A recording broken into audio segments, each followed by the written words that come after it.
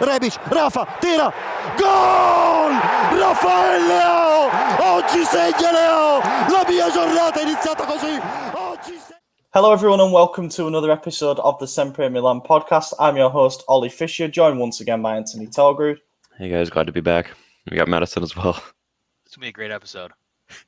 It's going to be fantastic. All the technical glitches have been ironed out nice and early on, which is good. It's put us all in a fantastic mood as well. There was a lot of them. Yeah, there were, yeah. Love StreamYard, but wow, some things are not made easy, are they? But we should be in a good mood, shouldn't we, really? We sign off every episode by saying, let's hope we're recapping 2 wins. And we actually can recap 2 wins this time, which is fantastic. Might not be the most glamorous of games that we get to review, in particular because of the scoreline and the performances and stuff, but it does feel nice to have 6 points in the bag ahead of 2 huge games that are coming up, which we will preview a bit later in the episode. But as always, we'll start with the first game, which was at home against Spezia. Now, I think me and AJ... it was at home against Venezia, sorry. I think me and AJ predicted this one spot on. I said that we'd win 2-0. I didn't think it'd be a glamorous or flashy performance, especially given our injury problems, and also given that we'll probably be resting players with an eye to the Atletico and Atalanta games. This seemed like the obvious one to rotate, and there was some rotations in there. 3 of the back 4 made their first start of the season in Kalulu, Gabia and Balotore. And just in general, I mean, it wasn't a fantastic spectacle of a game. It was not a vintage home performance. It was not a game like Cagliari, where we opened up to try and win it by half-time, as we did. In this one, it took us until 68 minutes to break the deadlock, which some might see as concerning, but it proved that we have the strength in depth off the bench to influence the outcome of games, which was good to see, because I don't know about you guys, but I think that we would have probably thrown away points in this game last season. Yeah, I think in the last half decade or 7 years, that would have been how it would have ended, and probably the next game we'll get to as well, to be honest with you. But it was nice to see some resolve from the boys not wanting to quit. Like you said, 3 out of the 4 backline members were different, and that's okay. Kalulu looked good, Balotore looked good, even Gabia looked good. To be honest with you, no one really looked bad. I'd say Florenzi probably looked the worst out of the lineup, but that doesn't mean he was terrible. It was just someone's got to be the worst, and it was him this week. But yeah, once we got the ball rolling, Brahim obviously got the first goal. It was like we just turned it up to that next gear. That's one thing I've noticed. We don't really settle for one goal. Once we get one, we're always pushing for a second. We may not get it. We saw that in some of the earlier games this season, but the team doesn't sit back. They don't park the bus at 1-0, so that's nice to see that we're still pushing forward. Yeah. On the Florenzi thing, I will mention as well that we now know at least that he was injured. I didn't know that. He was playing with an injury that apparently he picked up in the Juve game, but then tried to battle through. It was a blunt trauma which resulted in his leg being a bit sore. Tried to play through it, and then it obviously spent some time out. He missed the game against Spezia, for example, and he might be back for the game against Atletico or not. We don't know. But yeah, Maddie, thoughts? I thought we were going to draw this one. I think I predicted a 1-1 draw. And going into halftime, I was like, this might be a 0-0 draw. But I was happy with the performance of the team. I agree with you guys. Last season, I think we would have drawn this game. The team is just showing a lot of heart, and it's nice that we can do it without Ibra. Andrew? Yeah, it's made a big difference not having Ibra really at all this season yet, and it hasn't hampered any performance. I think the team has learned how to be winners. Even when the mentality and the fight to continue, that's something that obviously Zlatan came in and immediately had to teach a lot of the players. But it sounds like they know that now, and even without him, they're still going to push for it, which is a great thing to see. We had some problems at home last season with our home form that were well documented, throwing away points against teams that we shouldn't have done, and all that kind of thing. But One thing I will say is it might be very tempting for teams who are expected to finish in the bottom half of the table to come and try and park the bus against us, given that was our problem last season. We couldn't break teams down without Ibrahimovic if they sat deep and they defended compact. But there seemed to be a change in approach in this particular game where after half-time, when we realised that we couldn't just prod and poke our way through their back line, it was a lot more intense. We threw bodies at it. We didn't mind the idea of getting caught on the counter-attack because we very quickly realised that Venezia were not going to score. They had one set piece where I think they should have scored, that near post flick, and he missed it at the back post. But apart from that, they offered absolutely nothing in open play. So Pioli knew to take that calculated gamble, throw more bodies at it. And ultimately, it was the substitutes that made the difference for me. Teo and Salamakers came off the bench and with that injection of quality and technical ability that we've been missing. The composure in the finishing and stuff wasn't quite there in the final pass. But then that is the beauty of being able to rotate players and bring them on fresh, is that it can genuinely be the difference between 1 and 3 points. And that's what we saw. The first goal, Benacer, lovely little dink to the back post. Teo, I think it'll go down as one of the more underrated assists of the season. The way that he hit it with his instep back across goal into a really narrow window, where Brahim was waiting, ready to tap it in. He couldn't really miss. And then, the second goal to kill it off came via Salamakers spinning his man, 1-2 with Kessie, dribbled it, played a ball that if you stop it right at the moment he plays the pass, he never looked over to the left side once. So he's going on like a telepathic understanding there of where Teo's going to be. And of course he did arrive and score. Not vintage. It won't go down as one of the best games of the season, I don't think. But it's 3 points, and it was an important 3 points because it keeps up the momentum and it always keeps up the pressure on the teams around us as well. We recorded last week's episode with Roma looking really dangerous, and now they've lost 2 on the spin. And you just keep pulling away from those teams, and it certainly does feel a bit more healthy being towards the top end. Tops and flops time, I guess. Go ahead. No, I was just going to say it's a tough one because I think we might all pick substitutes for this one, and that won't happen too much this season. Yeah, I was going to say the flop is easy one, Florenzi, like we touched on already. My top for me, and to be honest, it's hard because the game was a week ago and there was another one already. So like I'm mixing the 2 games together as far as the performances, but I'm going to go Salamakers. And just because he was involved in both goals, directly or indirectly. So I'm going to go with him. The build up or not. Who's Salamakers? I know who Salamakers is. Shut up. Here he is. It's 9 o'clock in the morning. The gatekeeper of the French language has spoken. Yeah. Bonjour. No. I think you said that wrong. I probably did. Bonjour.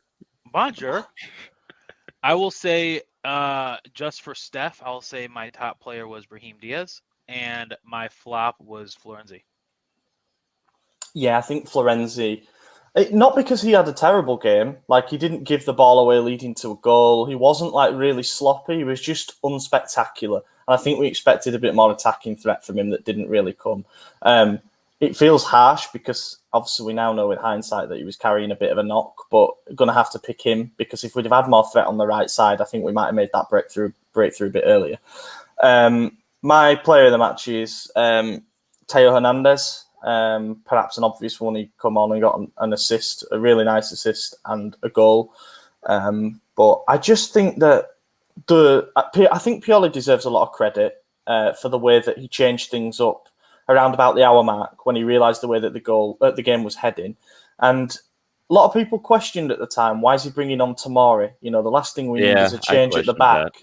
But then you realise what he did, and that was by putting Tomori into the centre-back position. He said to Teo, play as a winger because we've now got the recovery speed at the back to stop us getting hit on the break. And it actually made perfect sense. So I think Pioli deserves credit for that. And we'll come on to the changes he made in the Spezia game.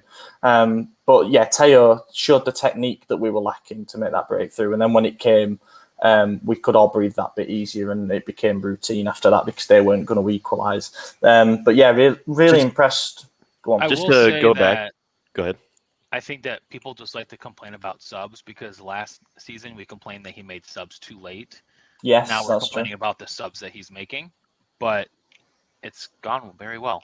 Yeah, I think he's gotten a lot better with it. It was a legitimate criticism like last season. Maybe the season before, definitely. Last season, a little less. This one, not as much, because as soon as we have the immediate criticism of why has he done this, but then it works out. And we're like, okay, he's obviously the manager for a reason. Let's trust him a little bit. And that's something we all kind of struggled with. It's really his entire tenure at Milan has kind of been like trusting Pioli in the process here, but it's worked out. But just to go back to what Ollie mentioned earlier on the Teo goal, the telepathy there from Salamakers to make that pass. That's something like you just know that Teo makes that run every single game. They've done it in training. Like he just knows he's there, and that's something that's only going to come with time. And that's why we continue to get better each season with him. So it's good. Yeah, and on that as well, I will mention Pellegrini came on as well, and Leao was still on the field at that point. And those two deserve a bit of credit for that second goal because they dragged the centre-backs over by just running straight down the middle. And that looked like the obvious pass for Salamakers to make was to put Leao through on goal or even Pellegrini. But it just meant that Teo, when he arrived, was in his own postcode to hammer it in. So that was good. So yeah, overall, I would say professional job. It wasn't glamorous, but it was done. And then we move on to Spezia. Rarely play on a Saturday anymore, it feels like, and an early kickoff. So I had bad feelings about this, which I think is a combination of the fact we normally struggle in early games, the fact we lost 2-0 at Spezia when we really needed the win last season. I anticipated this to be a bit of a tough one, and I said 2-1 win in this as well. So I got 2 out of 2 this week, so I'm pretty happy with that. And this one wasn't particularly pretty either. You know, sometimes I guess you've got to battle it out against teams that are going to throw everything at you to try get what would be a memorable result. We saw what Spezia did in the game against Juventus. They were not an easy team to play against by any means. It's a small pitch, as Pioli said, get right up in your face and make things difficult. A Thiago Motta team is never going to be one that just sits back and defends for 90 minutes either. They're going to try to do things a bit different, a bit outside the box. And we did see that, to be fair. And I didn't think they were as terrible as I was expecting before the season started. But we did manage to get 3 points at least. First half isn't even really worth mentioning. I actually was in Manchester this weekend and I watched the first half on a stream in a pub on my phone. And I'm just glad that I didn't miss anything. And I managed to get back and watch the second half from the hotel. And so glad that I did because I managed to actually see the second half properly.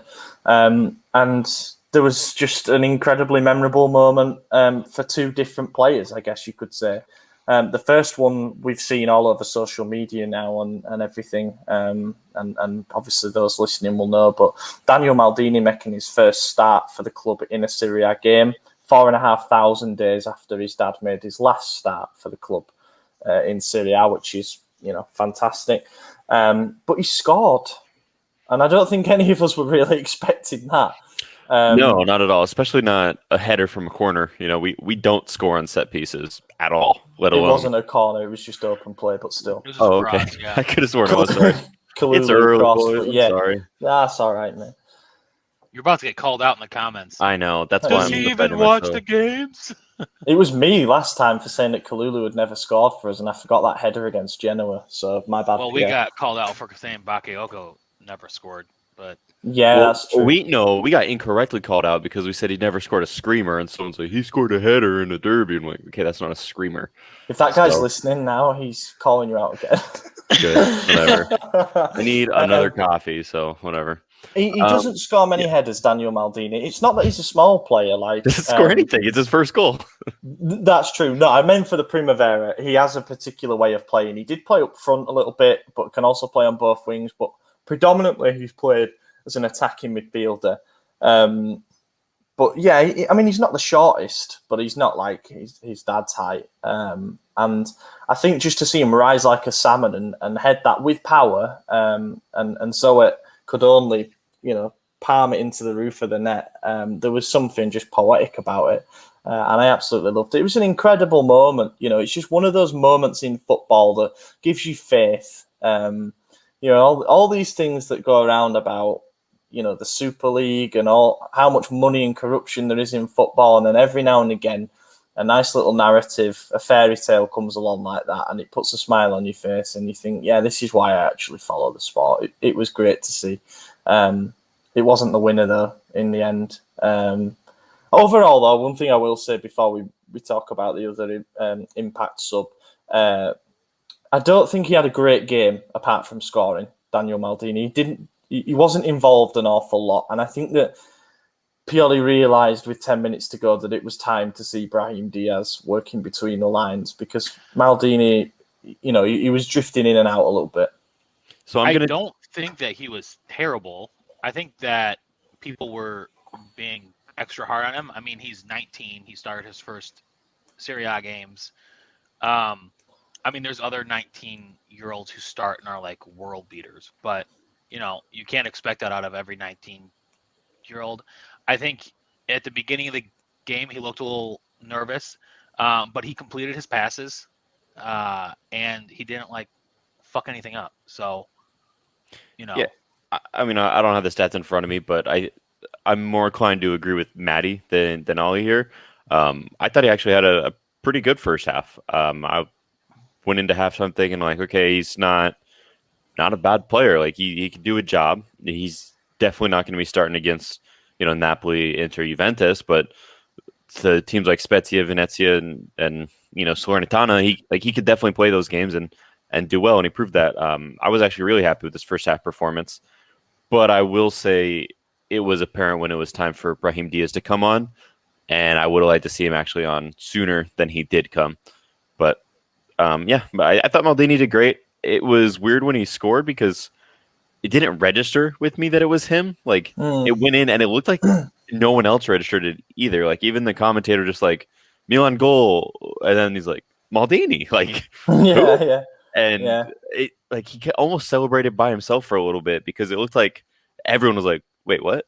The whole stadium was confused. And then it cuts to Paolo, just, the biggest smile he's ever smiled in his life. You've never seen him that happy before, even on his own goals. So it was pretty cool to see that. Yeah, Ambrosini said that after the game. He said he's never seen Paolo celebrate a goal like that, not even his own goals. And I think that was just the way that he didn't know what to do when he just hugged Massara because it's my son scored, It's an incredible story, though, as well. It's 10 years in the making. People forget that he joined the Milan Academy before the 2011-12 season it was, when he just turned 10.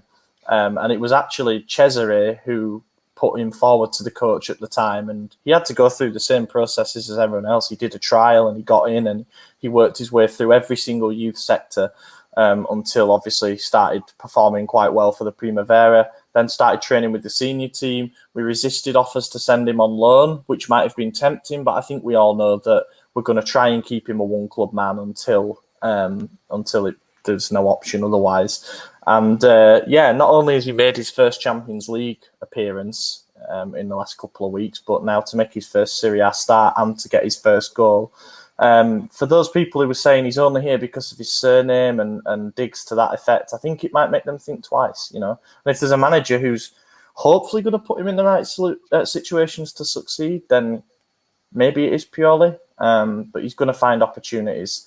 I thought the lineup that he played in was perfect for him. I mean, there was enough starters surrounding him to where it wasn't like he was just being thrown in with all the backup players. Because when you want to start a young player, a new player, and give him his debut like this, you can't put him in there with all the backups because the quality's already lower, and his quality is going to be arguably the lowest out of everyone. So it's not going to be conducive to growth or success.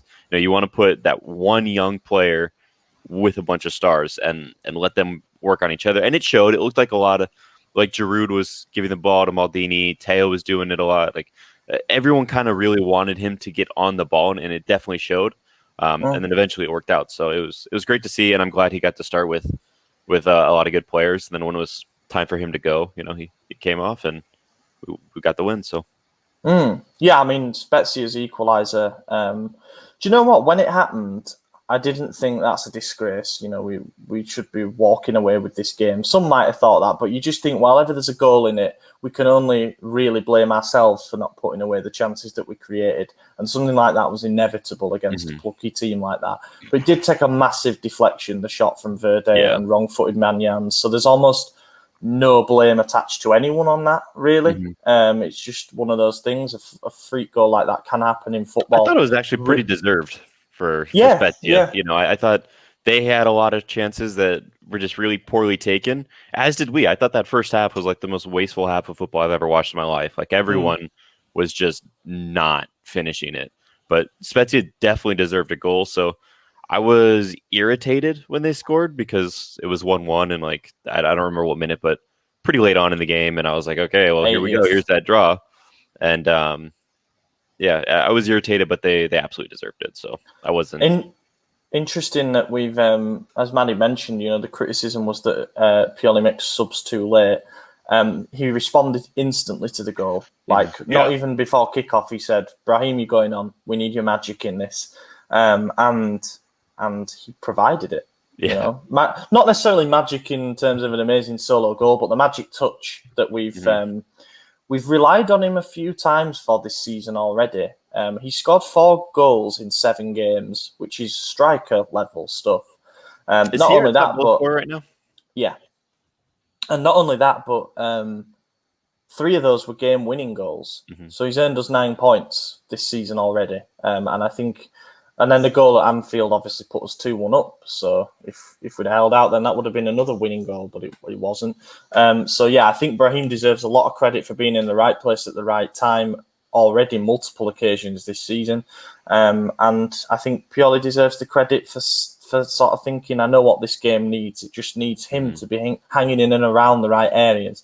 And it was actually after the Venezia game, Pioli came out and said, this season we're playing a slightly different 4-2-3-1 because instead of having the attacking midfielder being someone who's an actual midfielder, we've got someone who's playing as an actual playmaker / attacker, and he does play close to the striker at times. I'll be the first to admit it. When Brahim came on, I was a little pissy pants in the SempreMilan chat. I was like, it's too late for this. You should have done it earlier, He did. And then 2 minutes later, he scored. It as well. And then Badair's like, oh, I was never worried. I knew. And I'm like, no, you didn't. Like, you were just complaining too. But I instantly told you we scored 2 goals in 3 minutes at Anfield. We can score a goal. To be fair, I didn't read that because I complained, put the chat on mute, and put my phone down. I was watching the game in the hotel bar with it on mute, so I was kind of relying on the players' reactions and stuff to make sure there was no offside or anything in the build-up and that the goal stood. But when he thumped that in and goes running over and he's trying to take his shirt off and Calabria rags it back like, nope, you're not getting a booking for that. I loved it. It's one of those moments. We're on 1 card a game, right? Yeah. I don't know what Maddie said. I'm sorry. What do you say? I said that's captain material. Yes. Yeah. It's smart. Yeah. I mean, even this early in the season, you got to manage, especially for yellow cards. You never know when that suspension is going to come. And it seems like for us, the last 10 seasons, it's always been right before the biggest game. So yeah. And also, you don't know in the 86th minute that it's going to be the winner. It should be, but it might not be. And then you look stupid afterwards if you... like Ronaldo's final Serie A game when he scored an offside goal, got a yellow card, and then went to United. Oh, that's exactly what I mean. Perfect. But no, that moment of Brahim arriving right place, right time. Amazing work from Salamakers in the goal, by the way, for him to twist and turn his way at the byline and lay it right on a plate for him. Brahim arriving at the right moment, slotting it under the keeper, right in front of the away support. I mean, it's just one of those moments early on in the season that you look back on and think, yeah, that's a nice one. I'll watch that goal over and over again this season, especially during the international break and stuff when we've not got much to look back on. But no, it was good. Tops and flops, I guess. So I'm looking at the player ratings here because my mind's gone blank on who stood out. Yeah, and I just that realized. Maybe is a sign of how kind of average the game was in general. All I have in my head is that. So I'm going to do flop first. All I have in my head is that Rebic was not at the races. He misplaced a lot of passes, and when you turn to him for creating something out of nothing, this was one of the games where he just didn't create anything, unfortunately, and he just, it was he the right created move. nothing out of something. He did. I'm going to go with Leao for that reason. He took over at half time and was an injection of life, an injection of intensity and quality, and like a desire to just do something, just make something happen against a team that were willing to try and frustrate us. I mean, that shot that hit the inside of the post, if that had gone in, that would have been, goal of the month candidate, definitely. We're seeing something a bit different, I think, from Leao early this season, touch wood, and that is that he looks to not be drifting in and out of games so much. He just, when he gets the ball, he will always try and take a direct route to goal, and teams are finding it very difficult to stop. So I hope that continues. Yeah, I was actually going to do exactly what you just said for both top and flop. It's funny because we didn't mention Leao once in our review, but he absolutely was. Like, he was all over the place and just doing everything right. I mean, he was inches wide from a goal on 2 or 3 occasions. Like, we could be reviewing a hat trick right now if it was just a little bit closer, So, but obviously, close doesn't count for anything. But nonetheless, like, he put in a shift. It was incredible. And I can't exactly remember the build. I think Salamakers was the assist, right? Like the second assist or whatever. It wasn't him, but I feel like Leao was still involved. He was. He was involved in both goals. Okay. I will say top again. I'll put Brahim because he scored the winner, and then flop Giroud. He didn't do anything. Yeah, that's true. That is true, actually. And I also, I almost fine. feel like going forward, Leao has to start on the left wing, no matter if Rebic is the striker or on the bench, because Rebic is just not a creative left winger. Yeah. So he puts in work for this team. Some games he's ass, some games he's a world beater, but I don't think that as a left winger he's doing anything for us.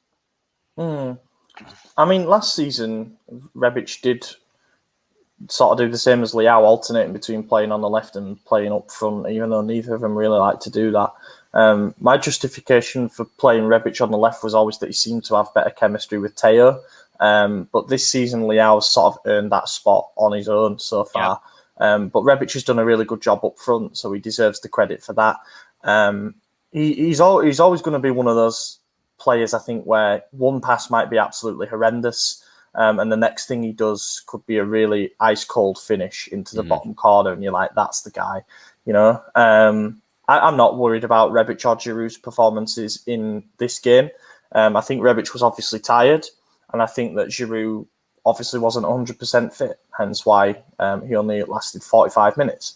But, the next couple of games will be more so where we can judge players like that. It was all right, We managed to at least get a win there, which was big considering that, as I say, Roma lost the derby, so they've fallen a little bit more behind. Inter were held by Atalanta 2-2 in what was a really, really good game, I must say. That was incredibly end-to-end game. And so it's just us and Napoli alone at the top at the moment, and Napoli, fair play to them, have won all 6 of their games so far. Yeah, we're not alone at the top. They're alone at the top. We're in second. Yeah, I just meant we've cut off from the rest, but okay. Champions League time. So it's that time again, boys. Our second group stage game in the Champions League. Our first game at San Siro in the Champions League for 7 years. Our opponent then was Atletico Madrid. Our opponent this time is Atletico Madrid. I'm wearing the shirt from that season. I just thought, why not? We actually lost that game 1-0 to a Diego Costa goal late on. It's weird to think that Atletico were like the team back then, from La Liga. I think they won the league that season, I want to say. And they made it to the Champions League final and were winning until the 91st minute, 93rd minute. So there you go. I mean, it just feels like Simeone's been there forever now.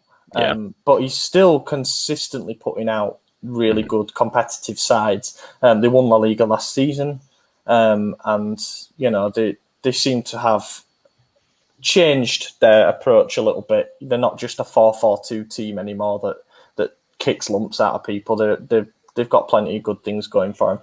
That being said, they will travel to Italy, having only won one of their last 5 games in all competitions, and the game that they won was in the last minute against Getafe, who had 10 men and have lost all 7 of their games this season. So their recent form isn't particularly good. Are you sensing an opportunity here? No. I would like to. I look back to the game that you mentioned, our last Champions League match there, and we were dominating the entire first half up until like the 43rd minute, and that's when Diego Costa scored. And I remember going to halftime, and the entire commentary panel just looked shocked. They all were confused because this was Atletico's very first Champions League season. We had been a steady force in the Champions League for years at that point. So they all were stunned and kind of like Milan was far and above the better team. Here we are, they're losing. And it was the exact opposite of what happened against Liverpool last week or the week prior. So hopefully we could replicate that first half performance and take out their goal this time. But it'll be tough. They're a really good team. Luis Suarez is one of, if not the best striker of the last decade. So I'm always afraid of him. Griezmann, I'm less afraid. He hasn't really done much in his return. Mm-hmm. I saw an interesting stat that he has less goals, less assists, and less trophies in more games than Giroud actually does. So it's interesting because Giroud's never viewed as like a top of the world striker, but Griezmann has been, which is just interesting. But overall, I think we're probably still going to lose this one. But if there's an opportunity, we should take it. Be nice. It would certainly be nice. They lost 1-0 to Deportivo Alaves on Saturday. I will put that out there. But you're right, their team front to back still looks pretty good. Sorry, Maddie. I would say I am hoping for a win, at least a draw. I don't want to lose our first Champions League game at home. I don't think Atletico have been any, I don't really watch them based at looking at their results. They haven't been, as good as Liverpool. So hopefully we can get something out of this. One thing I'll say is that this is a squad with a lot of Champions League experience, and getting away from the league might actually be a blessing for Atletico. It's a chance to sort of go back to a different arena and to get invigorated by a crowd like San Siro. And I don't know, I just always think of Diego Simeone teams as being really hard to play against, and I hope that isn't the case on Tuesday night, tomorrow night. But as I say, they're not that 4-4-2 team anymore. They're playing a 3-5-2 quite a lot at the moment. Oblak, for me, still the best goalkeeper in the world. So, that's a good start. Stefan Savic won't be playing because he's serving a ban, so that's good. So it'd be Felipe Jimenez, who's a really good centre-back. Can't really argue with that. Maybe Mario Hermoso as the third centre-back. Not sure on that one. But then Trippier, who obviously has, he came through at the Premier League as the wing-back. Yannick Carrasco is the other wing-back, who seems to be linked with Milan every single summer. Then the midfield, Kondogbia, who was at Inter, who Milan nearly signed, obviously. Marcos Llorente, who went from Real Madrid. And Rodrigo de Paul, another one who was heavily linked with Milan until he went to Atletico. And then up front, it's meant to be Luis Suarez and João Felix, and Griezmann will start on the bench, apparently. So that is a pretty tough team to face. Yeah, that's a lot of firepower. In case anyone's wondering, Maddie just left the stream. He'll be back, but his dog just shit on the carpet, so he's got to. Oh, did he? Yeah, he just texted me and he's like, "Remove me real quick." Yeah, so he's taking care of that. But we'll take care of this. Yeah, Atletico, it's scary, bro. I'm so nervous. Hopefully that they just continue their poor form, but I feel like teams show up in the Champions League. We showed up. Like, who's to say they won't? So we still have the hardest group. I don't know. Until we get a win against one of these top teams, like, I'm nervous because we should have beat United. We should have beat Arsenal. Like, we could have beat Liverpool. Every time we play a big team in Europe, we're right there, but we can't cross the finish line. So if tomorrow, because we're recording on Monday and the game's Tuesday, if tomorrow's the day, then I'll start to believe. But right now I'm really tentative, and I still think it's going to be tough. It would be a huge, bigger than that. I think any win that we've had domestically, bar that 3-0 at Juve, I think this would be the biggest win of the Pioli era so far. If we could get it done. I know we're at home and they're in a bit of a struggle, a bit of a rut domestically and all that kind of thing. But it would just be massive in our first home game. Did they play on Sunday or Saturday? Saturday. So they're same as us. But yeah, it would just be huge if we could get that first home win back in the Champions League against a team that has form for going deep into the competition. This is a team that knocked out Liverpool. Right. So we'll see. I'm with you. I think that it might be a bit too premature to expect a win in a game like this. There's no doubt about it. We're flying high confidence-wise. Our only difficult result so far this season has been the defeat to Liverpool, and even then there were plenty of positives from what was a real baptism of fire. But then Pioli said he tried to deflect the pressure a little bit in his press conference by saying that it's an important game, but it's definitely not decisive. It's only the second game of the groups. And I think that's correct because still 12 points for grabs after this. Right. And you look at the results of, last week at Atletico and Porto drew. So if Liverpool do the business against Porto, they're on 6 points. Say we pull off the win, all of a sudden we went from last in the group to second, and we're in a knockout round spot. So, and then we had the back-to-back against Porto, which could be our saving grace in this. So if we pull this off and then get away with the 6 points against Porto, like that's 9 there, and Atletico could potentially be out at that point. Depending on what happens against Liverpool. Porto we'd be through. Yeah, we'd absolutely be through. So I mean that would be. It's not the worst case scenario, and like our performance has shown that we could definitely pull off an upset. It's just going to be tough, man. It's going to be really tough. So what would be interesting is, if we were to draw both games against Atletico, let's say, then it would basically become a shootout between us and them in terms of who does better against Porto. Right. And let's say that, we managed to take 6 from Porto. Atletico can only take 4 at the moment because they drew. It could come down to something like that, and then you would look at the first game of the group stage and say that was the decisive one. But no, I agree with Pioli when he says it's important, but it certainly won't determine everything. Yeah. Not given what could happen in like the 5th and 6th group stages. Like if Liverpool are through, they might start fielding, weaker teams and stuff. And I don't know. There's far too much to chew on. I would rather Liverpool just kind of run away with the group at this point because they won that first game against us, and just with the draw for Atletico and Porto, I think our best case is to kind of ride Liverpool's coattails, to do our business against the other teams and let them continue to sweep and just make sure that the point gap is too much to overcome for the other two.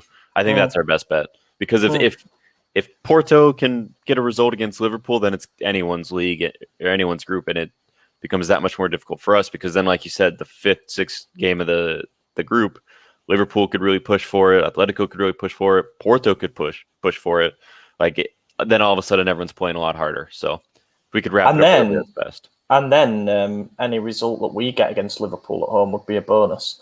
It's the last group stage game, and who's to say that it might not benefit us if they've run away with the group? Exactly. Because then we can go full strength to get that 3 points that we would need.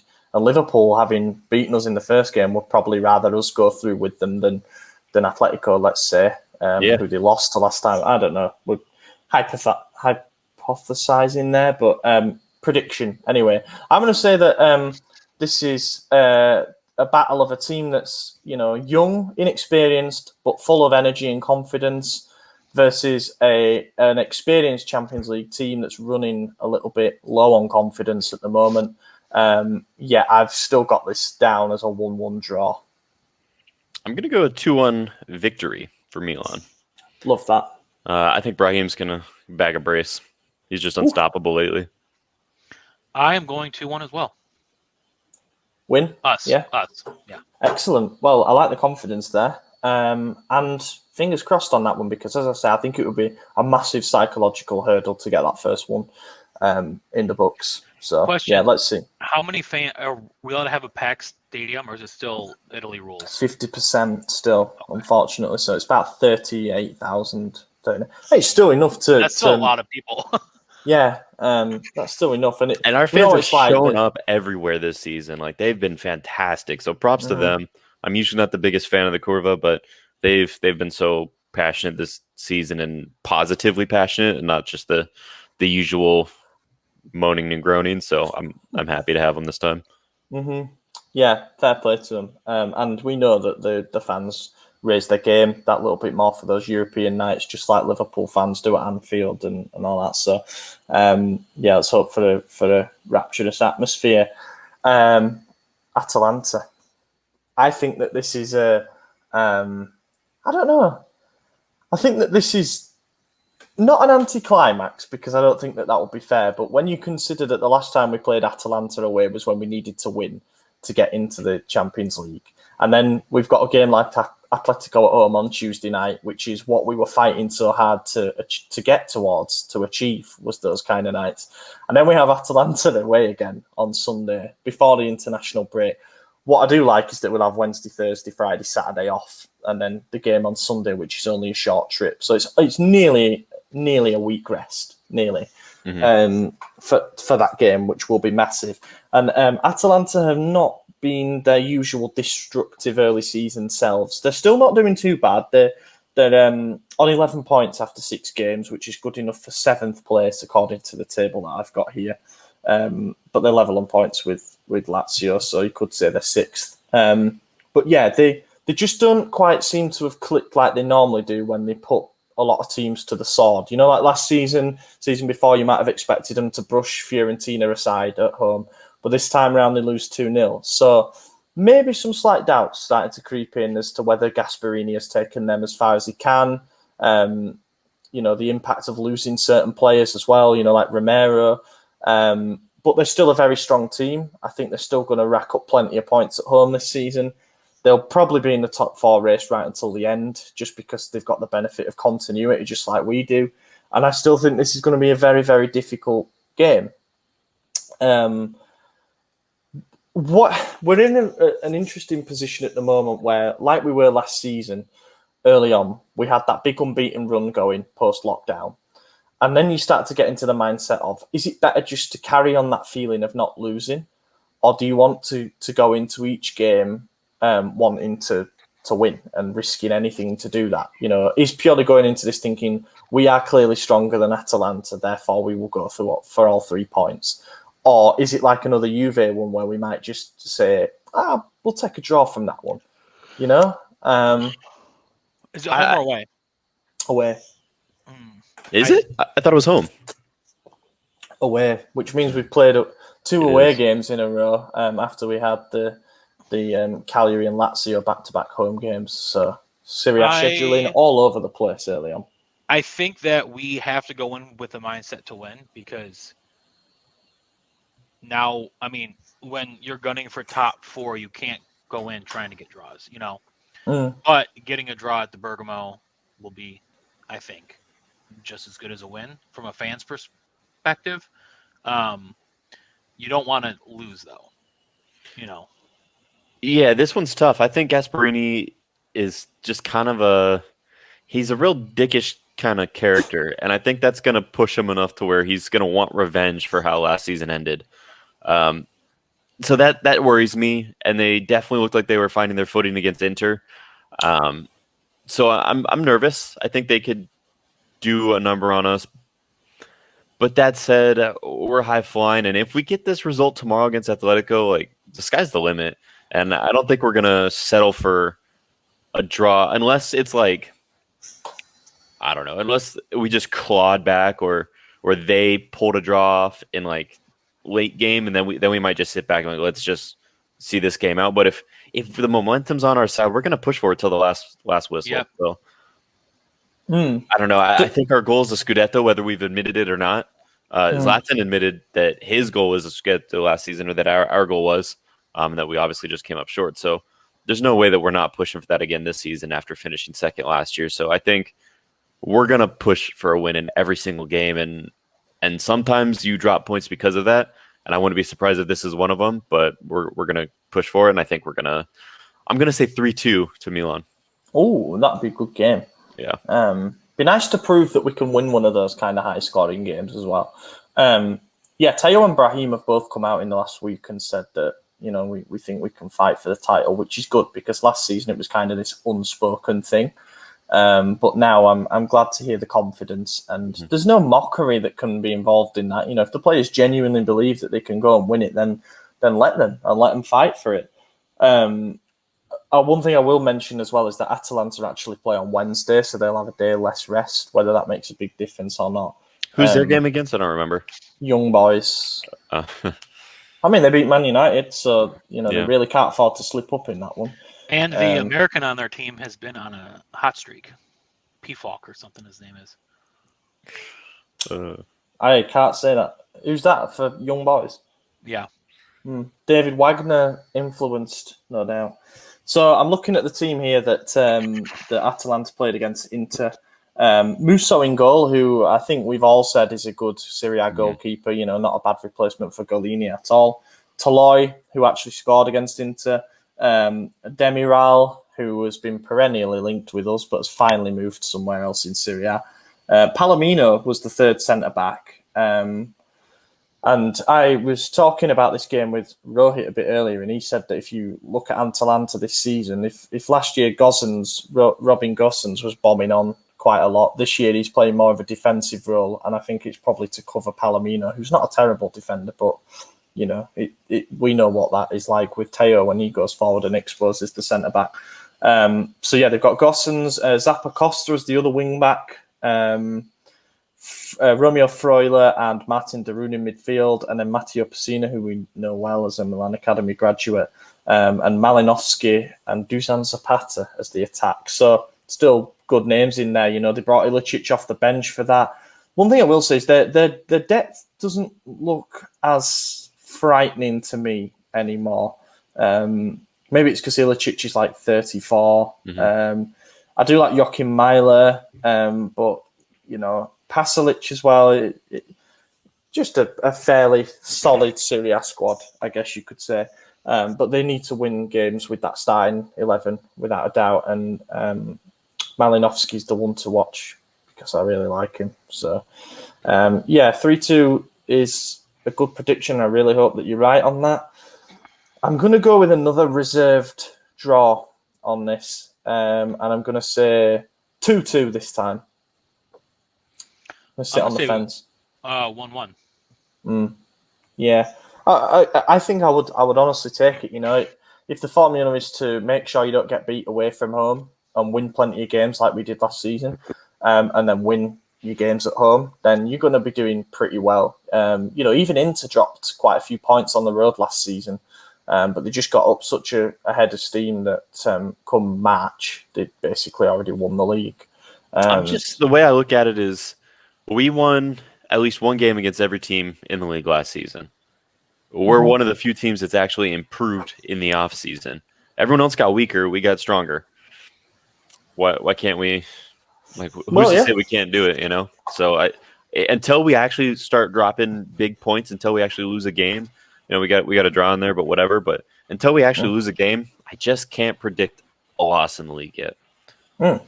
Napoli's looking pretty good though. They're looking on fire, and that might be the one I predict. They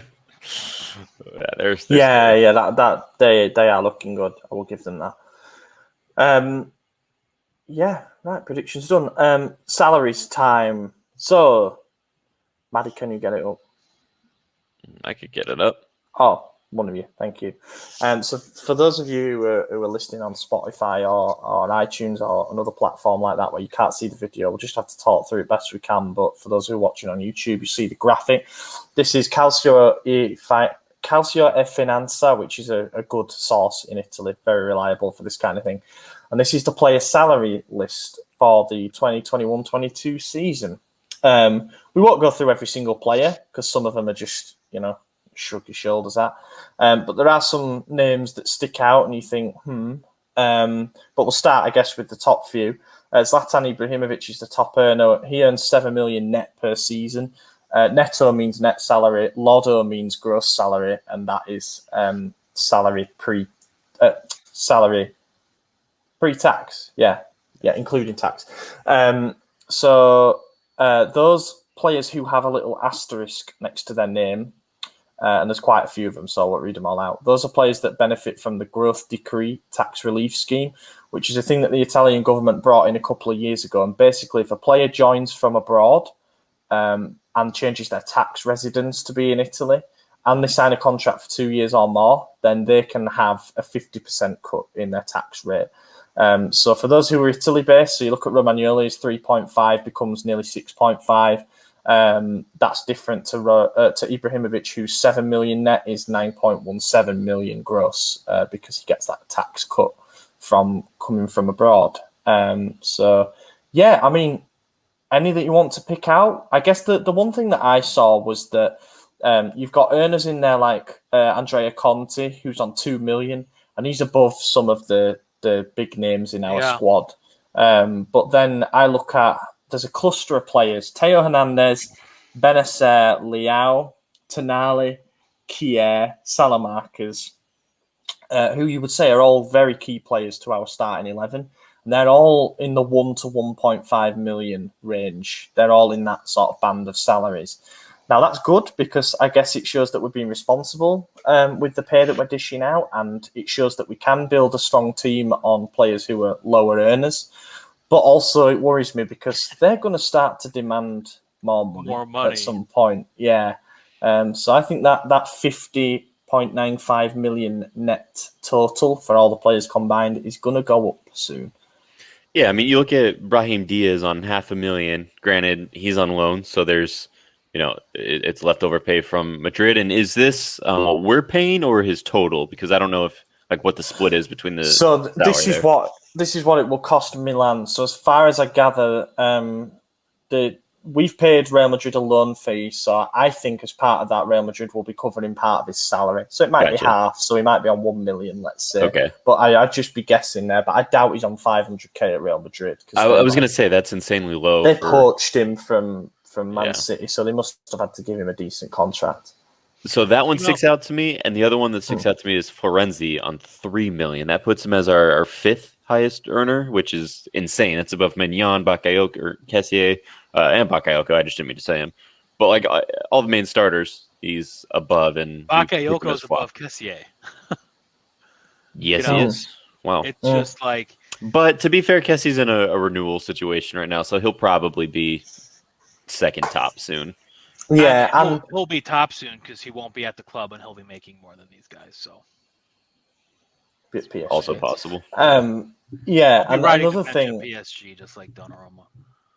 Yeah, I presume that these figures are what it might cost us, overall, because Ibrahimovic is down as 7 million net, but we know that it's lower than that as a fixed amount, and the bonuses are what takes it up to 7 million net. So perhaps it hasn't factored in. Perhaps it has factored in bonuses. As part of that. The interesting thing as well is that Romagnoli's down as 3.5 million net, whereas other reliable sources have said that actually an incremental pay rise was built into his contract, so he's on 6 million net at the moment. That's quite a big distance, Often they argue over a few 100k, but. For some sources to be saying 3.5, some to be saying 6 is pretty wide. So I don't know what the actual situation is with that, but I'm sure it will come out in good time because these lists always cause a bit of a stir. But yeah, overall, you can see, I guess, that our youth project is in full swing. Buy young, develop these players into future stars, but they're on a low salary to begin with.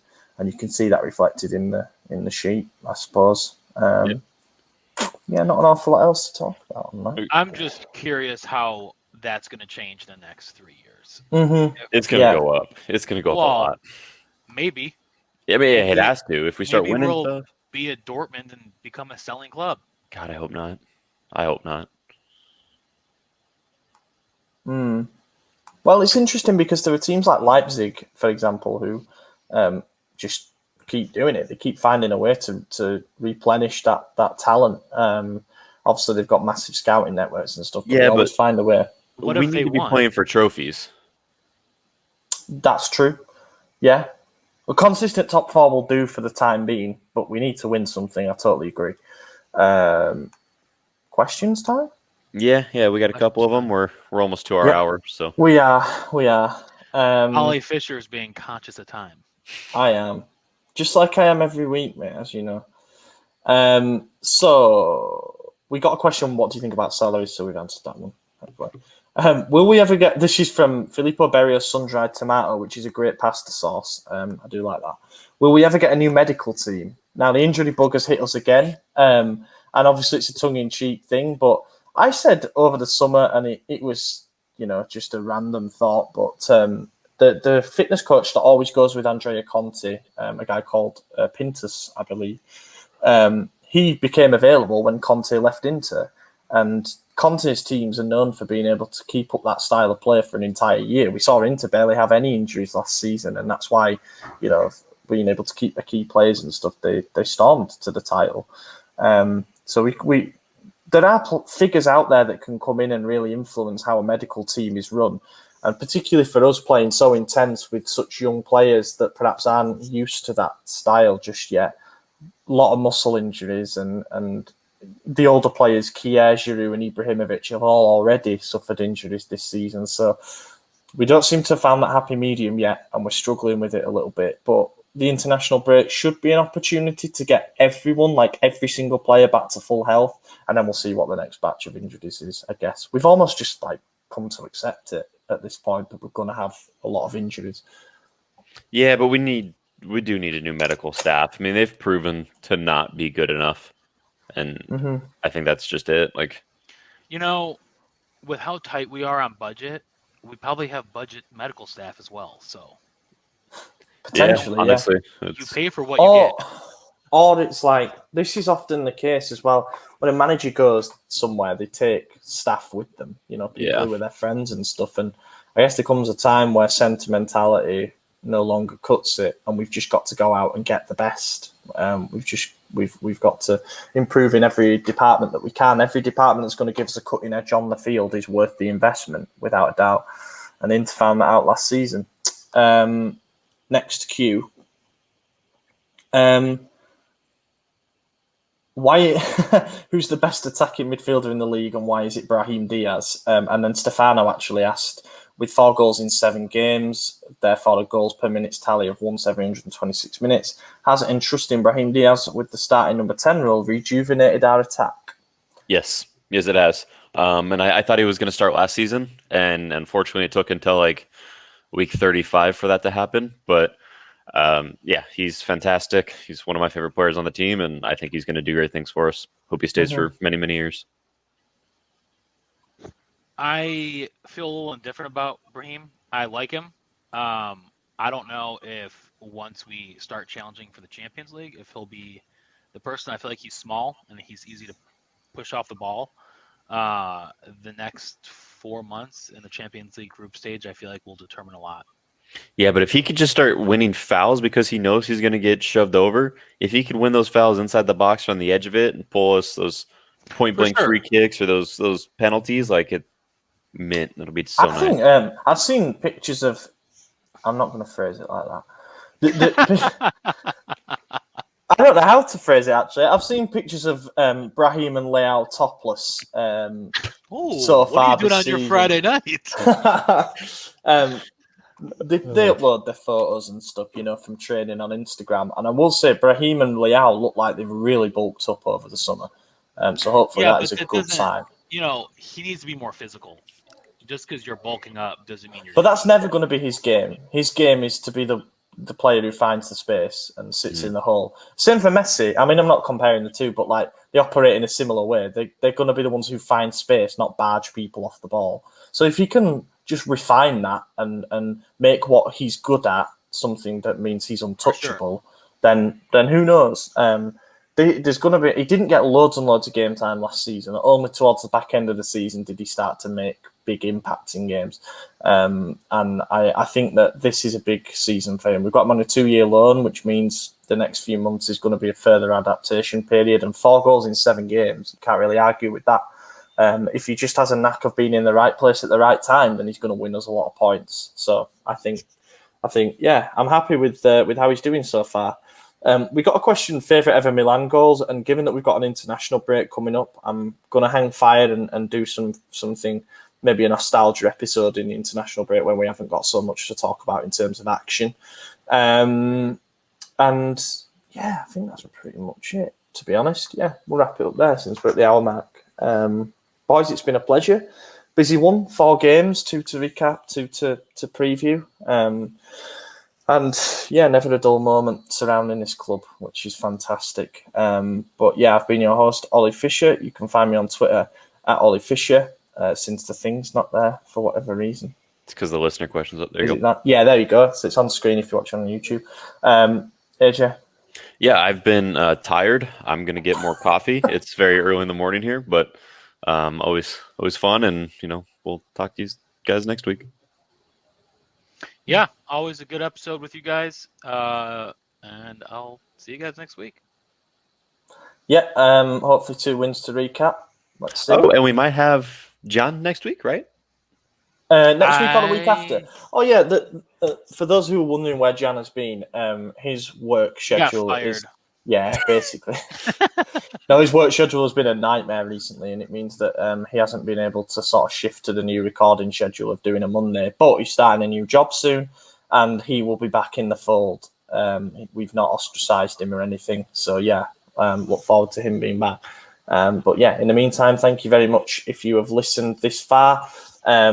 We've got a giveaway running at the moment. It's the pinned tweet on Twitter. You can win a cool Milan sweatshirt, so go and check that out as well. The deadline for that is kickoff time in the Atletico game. And yeah, like, comment and subscribe if you're watching on YouTube. Thank you very much. We'll catch you in a week. Eccolo Ante in area di rigore, Ante, Ibra, gol! Vediamo se è buono, ce lo dà buono, ce lo